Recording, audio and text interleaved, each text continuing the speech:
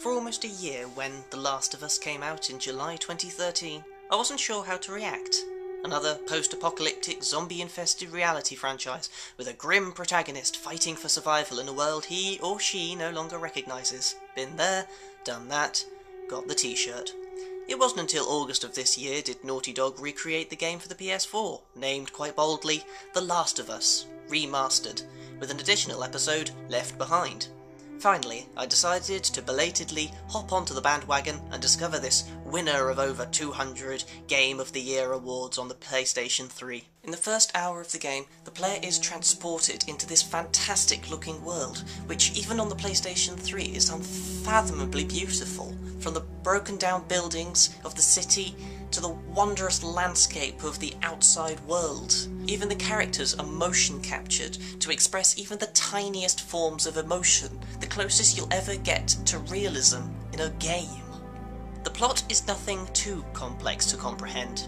You play Joel, a battle-hardened survivor to the zombie outbreak, whose job is to escort a young girl, Ellie, across the post-apocalyptic United States. Nothing too complex, but what keeps the player captivated is a mixture of every character's believable backstories and personalities. Almost every character has a story to tell, told either by the decor of the place they live, or their own behaviour to the world around them. The plot isn't focused on human survival, it's focused on just some independent characters. The mechanics work hand in hand with the plot. It's mostly stealth-based, but with a great deal of exploration and a very sound crafting system to keep the player occupied in even the most peaceful moments in the game. There are one or two small niggling concerns, such as with physics or interacting with ladders, which, although were very small problems, in a game that's supposed to feel very real, it can break the immersion down. Fighting in the game is satisfying. Every impact, every gunshot, every punch leaves a great feeling of fulfillment. That opponent is definitely dead, and you know it.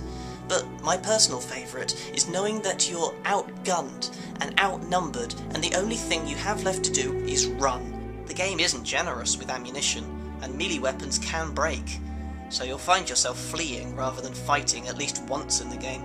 Joel and Ellie aren't heroes, they are literally surviving. Speaking of Ellie, the AI is very impressive. It's not perfect, as a great deal of pushing characters out of doorways has proven, but good enough to seem believable and even, dare I say, useful from time to time. Even the enemies like the terrifying clickers, strong but blind zombies that instead rely on sounds to hunt you down, force the player to outsmart in order to progress. All in all, I'm very impressed with The Last of Us.